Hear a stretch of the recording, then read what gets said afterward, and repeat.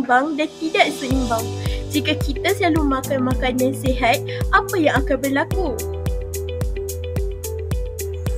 Kita juga mudah letih dan tak ada tenaga untuk buat aktiviti harian. Dalam pelajaran, bagaimana pula jika kita selalu makan makanan tidak seimbang? Kita boleh jadi gemuk atau terlalu kurus. Kita juga mudah letih dan tak ada tenaga untuk buat aktiviti harian. Kalau makan terlampau banyak gula dan garam, boleh mendapat penyakit seperti kencing manis dan darah tinggi.